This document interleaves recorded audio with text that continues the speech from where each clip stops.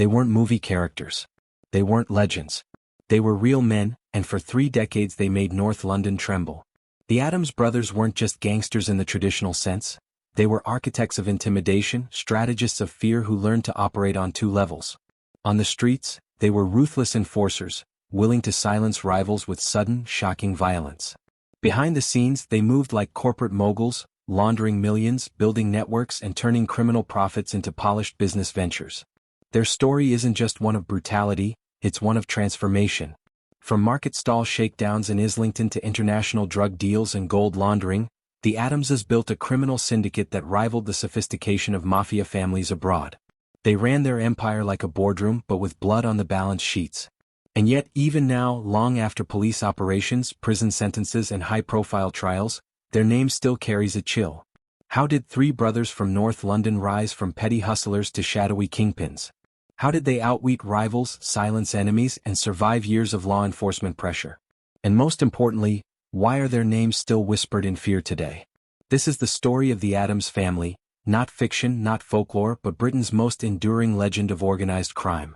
By the way, if you have enjoyed the story so far, please don't forget to subscribe, like and share this video as it will encourage us to create more videos on UK organized crime. The story begins in Barnsbury, Islington, where narrow streets, crowded estates, and the hard grind of working-class life shaped a family of 11 children. Their parents were Irish immigrants, raising their brood in an environment where survival meant toughness, and where opportunities to rise above poverty often came outside the boundaries of the law. Out of this chaotic household emerged 3 brothers who would go on to redefine Britain's underworld: Terry, Tommy, and Patrick Adams. Terry Adams, the eldest, was different from the start. Born in 1954, he carried himself with a quiet calculation, a boy who thought 3 steps ahead even in the small scams of youth. While his peers picked pockets or ran quick hustles, Terry was always looking for ways to build something bigger, something lasting. He was the strategist, the one who could turn petty crime into structured enterprise. Tommy Adams was the opposite in temperament. Flamboyant, unpredictable, and sometimes reckless, he had a natural charisma that drew people in. Where Terry dealt in discipline, Tommy dealt in charm. But beneath the unpredictability lay a sharp financial brain. Tommy saw money not just as cash in hand but as capital, something that could be laundered, reinvested, and multiplied. His flair for the financial side of the game would prove as vital to the family's success as Terry's cool strategy. Then there was Pat Adams, the enforcer. If Terry was the brain and Tommy the dealmaker, Patrick was the fist. Known for his explosive violence and short fuse, he was feared even by those who worked with him. His reputation became a weapon in itself. People obeyed not because of negotiations, but because they knew what would happen if they crossed him. Together, the 3 brothers were a perfect storm. Each brought a different strength: Terry's vision, Tommy's financial acumen, Patrick's raw power. They started with the small time, shaking down market stalls, running protection rackets in local pubs, intimidating rivals. But those early hustles planted the seed of something far more dangerous.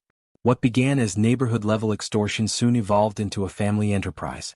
Their brotherhood became their brand, a name that spread fear across Islington. And from those gritty Barnsbury streets, the Adams brothers would rise, transforming themselves from petty hustlers into the architects of a multi-million-pound empire. By the early 1980s, the Adams brothers were no longer just another group of North London hard men. They had begun to build something far more organized, something that set them apart from the chaos of ordinary street gangs. While most crews fought among themselves and burned out in a few years, the Adamses adopted what insiders later described as a corporate model of crime. Decisions weren't made in drunken arguments or spur-of-the-moment feuds. They were discussed like boardroom strategies, with each brother acting as if he were a director of a company. Terry steered the vision, Tommy crunched the money, and Patrick enforced loyalty with violence. This structured approach allowed them to expand quickly. They took over clubs, pubs, and bars across London, turning nightlife into their operating base. These venues were more than just social hubs. They were prime real estate for dealing drugs, laundering money, and keeping a grip on the streets. Every pint poured and every line of cocaine sold under their watch meant profit flowing back to the family. Protection rackets spread through North London, and soon it was understood that if you owned a business, you either paid the Adamses or faced the consequences. But the brothers weren't content with simple cash-in-hand crime. Terry and Tommy in particular recognized a fundamental truth: money on its own is dangerous, laundered money is power. So they surrounded themselves with professionals who could make dirty cash look clean. Corrupt lawyers, accountants, and financial advisors became part of the machine, ensuring that criminal profits flowed seamlessly into property portfolios, shell companies, and investments that looked legitimate. The Hatton Garden Jewelry Quarter played a central role in this financial evolution. Through connections with diamond dealers and underworld financiers, the Adams family turned jewels, gold, and high-value assets into tools of laundering. Precious stones could cross borders without the scrutiny that followed large stacks of banknotes, making them ideal for cleaning millions made from drugs and extortion. Their links with established figures in Hatton Garden gave them access to a sophisticated network that blurred the line between legitimate trade and organized crime. Before we continue, don't forget that what you are watching took us hours of both research, editing, and voicing to able to get it across to you. We plead that you show us your support by just subscribing to this channel and liking this video, as it will encourage us to create more video like this. Thank you. Unlike the loud, reckless gangs that fought in the streets for scraps of territory, the Adams brothers operated with discipline and calculation. Their empire was structured, disciplined, and lethal. They weren't just feared because of the violence they could unleash, but because they had built a system, one that combined the streets' ruthlessness with the polish of the financial world. To many in London's underworld, the Adamses weren't just another gang, they were an institution.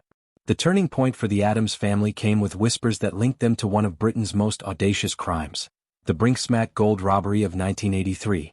What began as a plan to steal cash ended in six masked men stumbling upon a mountain of gold, 6,800 bars worth £26 million. It was a haul so vast it stunned the nation, but it also created a problem. How do you turn that much gold into spendable money? That's where the Adams name began to surface. In the criminal underworld, it was said the brothers were instrumental in helping to launder the fortune. With their growing ties to Hatton Garden and a network of bent financial professionals, they had the know-how and connections to push the gold through the system. Nothing was ever proved, but the whispers alone strengthened their reputation. In 1986, Tommy Adams stood trial for handling some of the Brinksmat gold. He walked free after being found not guilty, but the trial itself told a bigger story. Evidence vanished, witnesses folded, and the Adamses emerged looking untouchable. By then, their ambitions had stretched far beyond London pubs and clubs. The brothers built direct connections to Colombian cartels, securing what insiders described as an £80 million credit line, a staggering sum that underscored their status as serious international players. This alliance gave them access to a steady flow of cocaine at a scale most British gangs couldn't even dream of. Through the late 1980s and into the 1990s, the Adamses controlled much of London's cocaine, cannabis, and ecstasy markets. Clubs, warehouses, and street corners all fed into their supply chain. While other gangs fought turf wars in open view, the Adams syndicate moved like a shadow, distributing drugs with corporate precision. They were less a gang and more a multinational operation, expanding their grip across London and beyond. As one former insider put it, they ran it like a multinational, but their shareholders were armed men in balaclavas. It was the perfect description of a syndicate that blurred the line between ruthless gangsters and businessmen. Gold and drugs weren't just their products. They were the foundation of an empire that stretched from Islington streets to South American jungles, building a reputation that even law enforcement struggled to dismantle. For the Adams brothers, violence was never just a tool of last resort, it was the very currency that kept their empire running. It wasn't random or reckless, it was deliberate, structured, and symbolic. Every act of brutality carried a message: cross us and you won't live to tell the tale. Perhaps the most notorious of their innovations was the two-on-a-bike hit method. Simple, efficient, and terrifying, it became a calling card of the family. A motorcycle would pull up beside the target. The passenger, hidden by a helmet, would step off, fire the fatal shots, and be gone within seconds. The victim never saw it coming and witnesses never got a clear look. It was clean, quick, and effective, a tactic that spread fear across London's underworld. The list of victims linked to the Adams syndicate tells its own story. In 1989, accountant Terry Goodham, suspected of stealing £250,000 from the family, was summoned to a meeting in Epping Forest. He brought his girlfriend, Maxine Arnold, perhaps thinking her presence would keep things civil. Instead, both were executed inside Goodham's Mercedes. According to one chilling account, Goodham begged not to be killed in front of her. The killers obliged by shooting her first. Then came Tommy Rowe, an Irishman who offered to act as a middleman in a drug deal. The Adamses suspected betrayal. In 1993, while working on a road gang near Heathrow, Rowe was gunned down by a motorcycle assassin. another cold reminder of what happened to those who broke trust. Inside their own clubs, violence was often silent and surgical. Associates recall moments where a brother would simply nod at someone across the room. That man would vanish before the night was out, only to be found dead hours later. No shouting, no chaos, just a decision made and executed with brutal efficiency. Others were spared death but subjected to punishments so savage they served as living warnings. In 1997, David Mackenzie, a money launderer for the family, lost £1.5 million through bad investments. He was lured to a meeting where an Adams enforcer beat and slashed him for 20 minutes. By the end, his nose and ear were hanging by threads of flesh. Mackenzie survived, but the scarred face he carried afterward told everyone else in the game exactly what was at stake. Through these calculated acts, the Adamses created a climate of obedience. Violence wasn't about losing control, it was about control itself. Each hit, each beating, each disappearance reinforced the same message: this is who rules London, and this is the price of defiance. By the 1990s, the Adams brothers no longer needed to be everywhere at once. Their reputation did the work for them. In London's underworld, the Adams name became a brand, so powerful it was leased out to other criminals. Lesser crews could invoke the Adams connection in disputes or negotiations, and just the hint of association was often enough to make rivals back down. No contracts were needed, the threat was implied. The Adamses had turned fear into a franchise. Their reach was amplified through alliances with other major underworld figures. Scottish enforcer Paul Ferris once spoke of how the brothers operated without a single boss, running their affairs like a boardroom instead. Their influence extended across ethnic and national lines. Dealings with Yardies, Irish organized crime networks, and European syndicates cemented their status as players on an international stage. These weren't one-off partnerships. They were strategic connections that allowed the Adams empire to stretch well beyond Islington. But their influence wasn't confined to the criminal world. The Adamses knew that information could be as dangerous as a gun, and they guarded their secrets fiercely. Journalists and investigators who probed too deeply often found themselves facing intimidation. The most famous case involved John McVicker, a former armed robber turned journalist. After writing about Frankie Fraser's shooting in Clerkenwell, a hit widely attributed to the Adamses, McVicker received a friendly visit from an Adams associate. The message was clear: stop digging. When he continued to write about them in the early 1990s, he was warned again, told to get insurance and to keep an eye out for motorbikes trailing him. This wasn't bluster, it was reputation management. The Adams brothers understood that control wasn't only about violence in the streets. It was about shaping narratives, silencing critics, and ensuring that their legends stayed untouchable. Their shadows reached into boardrooms, back alleys, and newsrooms alike, reminding everyone that the Adams family wasn't just a gang, it was an institution of fear. Behind the violence and business-like structure of the Adams syndicate lay a world of contradictions. At the heart of it all was Terry Adams, who lived like a king while insisting he was just another London businessman. His Finchley mansion stood as both fortress and palace, filled with antiques, fine wines, and priceless art, some of it stolen. Police raids uncovered hundreds of thousands of pounds in paintings and valuables, alongside stashes of cash stuffed into shoeboxes. On the wall hung a giant portrait of Al Pacino as Michael Corleone, a nod to the character Terry idolized and perhaps the closest thing to a role model he claimed. Yet for all this opulence, the brothers cultivated an image of being publicly low-key. They avoided flashy West End clubs or the celebrity gangster lifestyle of the craze. Instead, their extravagance was kept behind closed doors. Private jets, five-star holidays, luxury watches, and schooling their children at elite institutions. To outsiders, they appeared cautious and discreet. To those inside the circle, their wealth was staggering. Family loyalty bound them tightly together, serving as both their shield and their weakness. Loyalty meant protection. Anyone who touched one brother faced the wrath of them all. But it also meant that their empire was built on trust and blood, a dangerous foundation when personal conflicts or paranoia arose. Patrick's infamous violence, for instance, sometimes extended even into his own family, showing how fragile that bond could become. As pressure from police and rivals grew, the brothers developed a deep sense of paranoia. Their retreats in Spain were less holiday homes and more fortified compounds.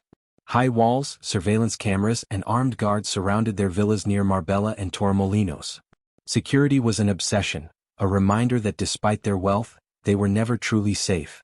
This duality, extravagant living masked by secrecy, confidence constantly undermined by fear, defined the Adams lifestyle. They wanted to be seen as untouchable moguls, but lived as men who knew every day could bring a bullet, a betrayal, or a police raid.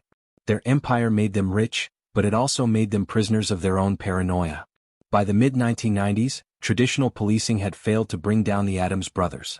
Witnesses vanished, evidence collapsed, and juries were too intimidated to convict. The syndicate seemed untouchable.